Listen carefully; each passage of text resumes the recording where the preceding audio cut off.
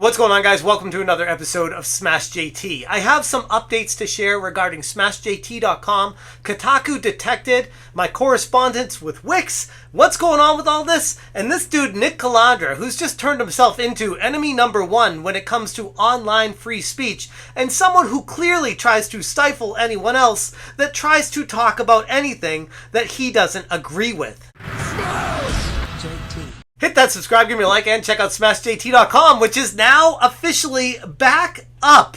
And my God, it sounds so good to say that, because for a little while there, I was really sad, hurt, and more than anything, concerned. Like, genuinely wondering what the hell was going to happen with my website that had a coordinated attack from Nick Calandra and his followers, ordering them to mass report my website to the domain owner Wix, telling them to take it down because I was using private information that is illegal, and that's something that could be considered harassment, and the things that I was doing was wrong, and I was the bad guy in all this. So they had to stop it because in their twisted up minds they were like, yeah, this is the good thing, this is what we're doing, it's all for the greater good, when in reality he couldn't be more further from the truth. And all they did was false flag, massively false flag my account, knock it down during a holiday weekend where they weren't even there. People at Wix were like, we don't know what's going on. This got mass false flagged.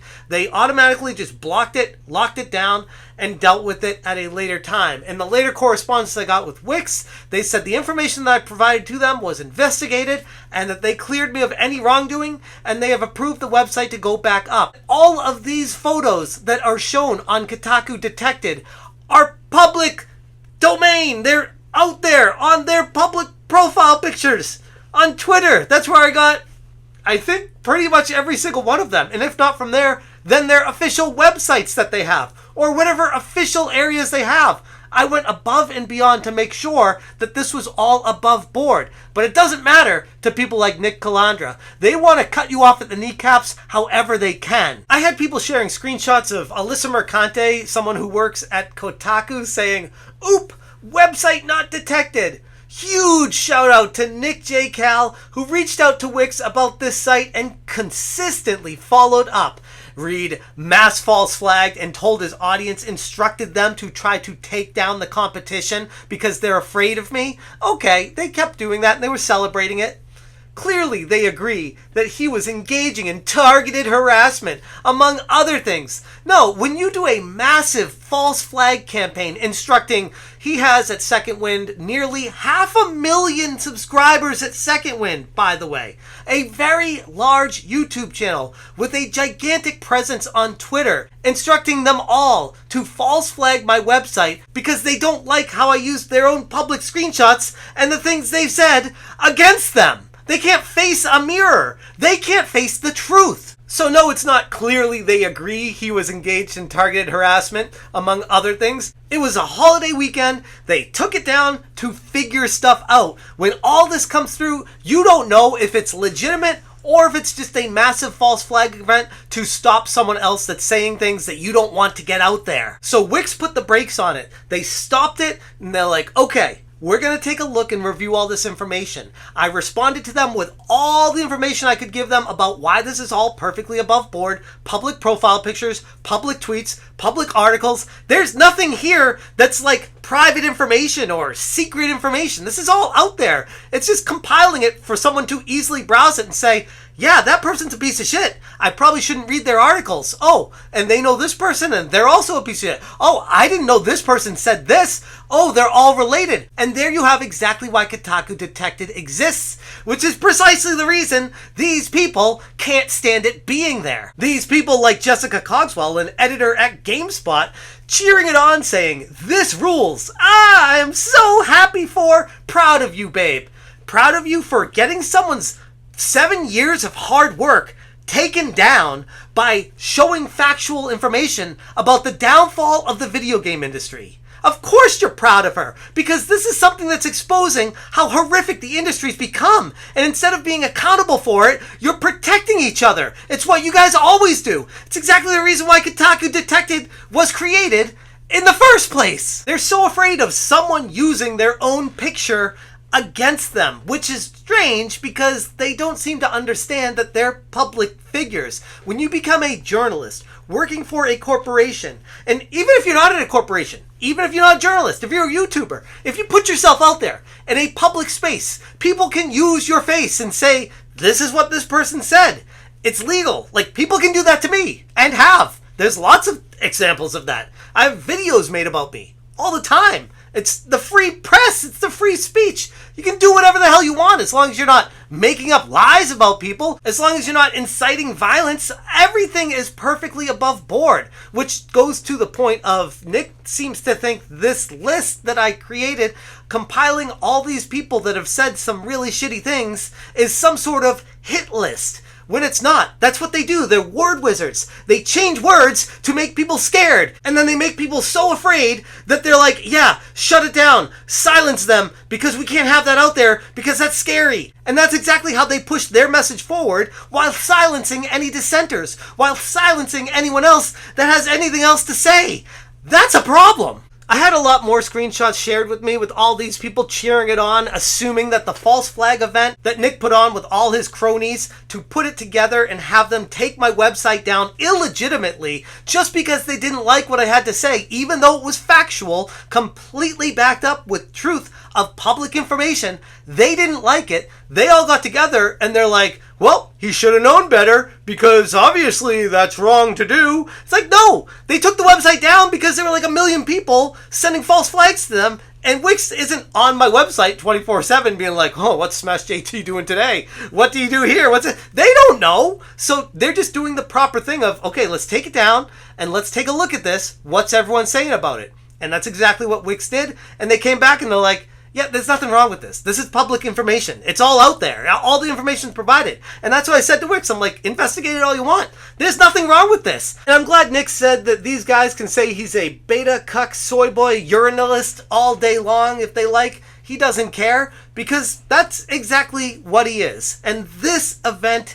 completely exposes him for who he is, going alongside all these Discord messages that have been coming out from Grums claiming that he was doxxed, showing these screenshots on his Twitter. And it's not that Nick was straight up doxing Grums, but it's almost like he was insinuated that that's what he wanted to happen. And when I read through these, I'm like, I mean, I guess you could try to say Nick wasn't doxing Grums, but you don't talk like this. You just don't. I went through this on one of my live streams and I'm just like, I know this. I've been doing YouTube for 7+ years and I've done live streams. I've done Discord. I've done Twitter. I've done Facebook. I've done all this private messaging stuff. I would never talk like this behind closed doors with people trying to find out more information or letting other people find out more information and dig on people. It's like, why do you even go down that road? That's so weird that you think you can do that and that no one's going to say anything. It's just really strange. Even if you are not the one doing it, it's kind of like enabling it. And you can say you're not, you have no idea, but I mean, you can play stupid all day long. People see it for what it is. Court of public opinion knows exactly what you're doing here. And then in addition to that, we have other Discord messages where you're threatening physical violence, physical assault on people that dissent from you, that disagree with you, that people that don't hold your opinion. You're ready to fight them at a bar. Really, dude? Really? Like, this speaks to your character. The tough guy, the tough keyboard warrior, just ready to take people on. Instead of just being a normal, down-to-earth, rational person, you go to threats of physical violence on your Discord, which is strange enough.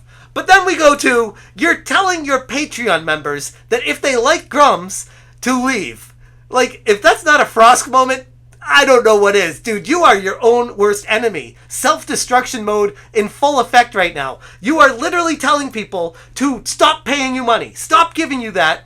If people like Grums, they aren't welcome in your Discord. They aren't welcome on your channel. Like, talk about cocky, by the way. I don't care how big you are. I don't care if you get to be 500 million subscribers. You don't talk like that. You let people follow and enjoy who they like. You don't direct your audience on who they're allowed to like and who they're not. If people who watch me want to watch Nick, have at it. I don't understand why. I actually tried watching one of his live streams to do some research on him. It was so boring. But whatever, that's my opinion. I'm not going to tell you that you can't watch him. It's just really weird that he's doing that And in addition to that, he's saying, don't give me money. It's like, careful what you wish for, bro. But all said and done, everything seems to be back to normal. I know the other side is going to start coping and seething and being so angry because they thought they had a victory here for whatever reason, however short-lived it was. But in reality, it was just a massive false flag event where any website host would be forced to take it down. I'm sure they have like safeguards in place to trigger it when this happens, to lock it down and then research it afterwards. It just makes sense. I get it. I'm not blaming Wix. And I know I've had a lot of people be like, oh, you need to self-host. You need to migrate it to this, to that. And I am, trust me, I am going to be migrating it and backing it up and duplicating it now. Don't worry about any of that. But at this point, self-hosting brings in its own slew of issues. You have to have storage, your own security. You have to know a lot more about this stuff than I already do. You need to, like, it brings into a whole new set of issues. And I've had a ton of people reach out to me and offer their help to me, and I can't thank you guys enough. In addition to